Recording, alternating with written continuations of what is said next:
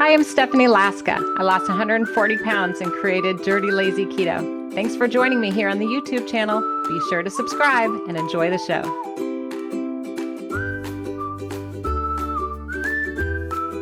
Well, in today's video, I'm going to teach you how to make a keto pumpkin spice latte recipe. Yummy, right? I love keto pumpkin spice lattes. I mean, we often talk about like, why can't I stick to a diet over the holidays? Or why can't I just walk by a Starbucks without going in? You know, we all have these temptations, and I get it. And it's that time of year, especially. So a solution for you, though, to this conundrum about how to stay on track and how to feel good about yourself with your goals is to incorporate more sugar-free holiday flavors into low-carb copycat recipes that you can make at home. Just like the one we're going to make today. Like I said, it's going to be the keto pumpkin pie or keto pumpkin spice latte recipe. Pumpkin pie also sounds pretty good, though. I think my head is going in that direction. What do you think? Well, let me know if you like learning more about keto recipes like this with demonstrations. If you find them helpful, let me know by giving the video a thumbs up and also letting me know in the comments. That way I know what to do next week. But I was thinking about the spiced latte, specifically the pumpkin spice latte. And I have to tell you, before I lost my 140 pounds, this was like a common thing. I'd go to the airport. Here's a picture of me on a plane, both pictures. I'd go to the airport and I'd instantly see the Starbucks. And I'd be kind of stressed about traveling. And I swear to you, it called my name. I'd want to run over and grab myself some kind of pumpkin spice latte or other ridiculous frappuccino. You know what I mean? Those like sugary deliciousness drinks. And it would help kind of calm me down with all the stress of travel. So this is something I had to really think about. You know, after I lost 140 pounds and during this process, I realized, you know, maybe that recipe was something I could do at home. Maybe I didn't have to depend on going to a place like Starbucks to get my little fix on. Maybe I could figure out a different way to accomplish the same thing. Now, I realize this is not a proper pumpkin spice latte from Starbucks. I sent my hubby over to get one just for demonstration purposes, and somehow it came home empty. I wonder how that happened. But I want to challenge you guys to a little question, a little quiz, little game.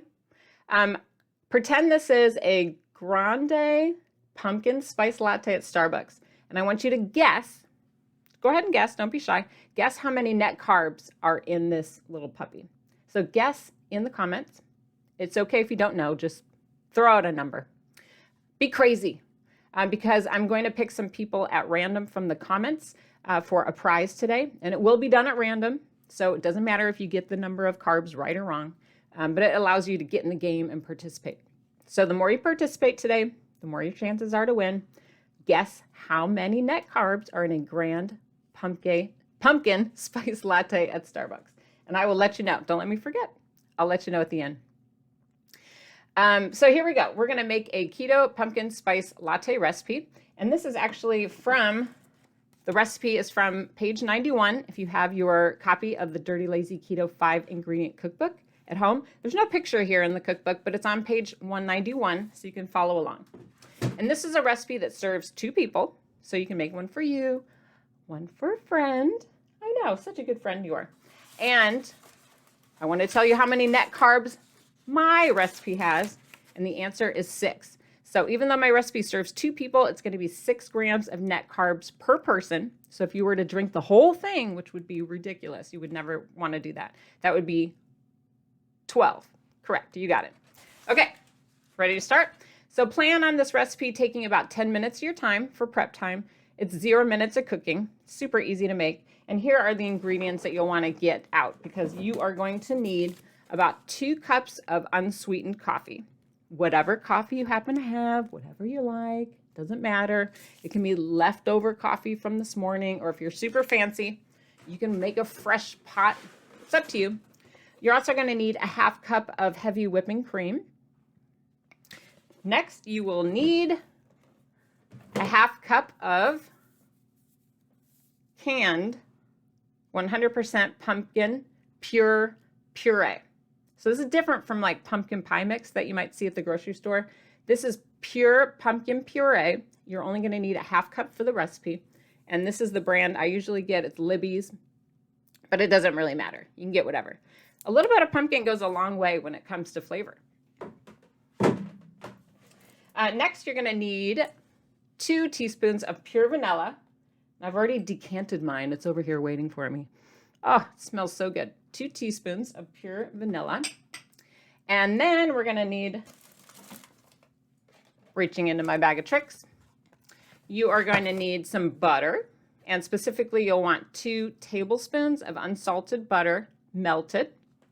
And then 3 tablespoons of 0-gram net carb sweetener of your choice. If you want to use monk fruit, that's fine. If you want to use sucralose, that's fine, or allulose, whatever tickles your fancy. Just pick something sugar-free, and you'll want about 3 tablespoons. Some additional toppings that you may want to have on hand, depending on how you kind of prefer your pumpkin spice latte. Some additional toppings to consider would be like a little sprinkling of ground cinnamon. You also might want a little bit of canned dairy whipped topping. And I'm talking about like whipped cream from the can. Notice I don't have one to show you because somebody has a little trouble controlling themselves with that in the fridge. So I try not to keep it on hand too often because a serving size of whipped cream, it's 2 tablespoons. That's, who can do 2 tablespoons? But if you can, then you may want to put a little bit on top. That would be fun. And then you can also, your cinnamon can be super fancy. You can have like a cinnamon stick. You can grate it yourself. Some people even like a little dusting of cocoa powder. It's up to you. Whatever tickles your fancy. I personally like to keep cinnamon and cocoa in these cute little salt and pepper shakers. I just keep them by my coffee area. That way, whenever I get an inkling, it's really easy to, go ahead and add it to your drink. Makes it kind of fun. So we are going to demonstrate this today. I just wanted to walk you through what ingredients you would need to have on hand, how long it would take, and do you remember how many net carbs per person? Do you remember? It was the big number. I'll get it out again. It serves 2, and it's going to be how many? 6 grams of net carbs per person. So for each cup. Okay, just checking to make sure you're paying attention. All right, so you ready to do a little demonstration? I even have my blender and everything ready to go. So yes, you will need a blender, which I happen to have right here. And it's very easy once we get going with this one. Got my blender cup. I'm ready to go. Now, if you were paying attention earlier about the prizes and about participating in the comments, did anyone wonder what the prize might be this week? I was thinking I would give away one of these cute red oven mitts. I know, aren't they fun? So remember, participate as much as and as often as you would like by asking questions or oohing and eyeing or just guessing numbers, whatever you want to do, just to get out there. Makes it fun. So I've got my blender here, and I'm going to add all of these ingredients all at once. No brainer, right? And then I'm going to just pulse it. How easy is that? So once again, let's go through them. We had, I'll go to the top, just in case you were trying to write it down, and I was talking too fast. Because you know that happened. Here we go. I'll say them one at a time as we pour them into the blender. So again, that was 2 cups of unsweetened coffee. This is just my leftover coffee from morning. Nothing fancy. Now we're going to do a half cup of heavy whipping cream. And I pre-measured this actually, so I know this is a half cup. And then I poured it back in because that's, classy. So I know this is a half cup, so I'm going to pour that in there. All right. And then next, do you remember what was next? Were you paying attention? Next, we're going to do the half cup of canned 100% pure pumpkin puree. Just plop it all in there. It smells so good. It even tastes good. Who knew? It's like pumpkin pie in a can. All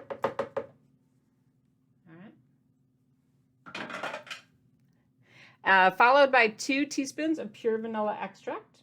I've got my 2 teaspoons of vanilla right here. Use the good stuff. And then 2 tablespoons of unsalted butter. Already melted it, ready to go. Doesn't everything taste better with butter? I did this a little bit before we started, so it might have firmed up on me while I was chatting. All right, and then 3 tablespoons of 0-gram net carb sweetener of your choice. And I've got mine right here ready to pour in. All right, that was super easy, right? And a little bit of pumpkin on my finger. And then we're just going to blend it. We're going to pulse it until it's thoroughly blended.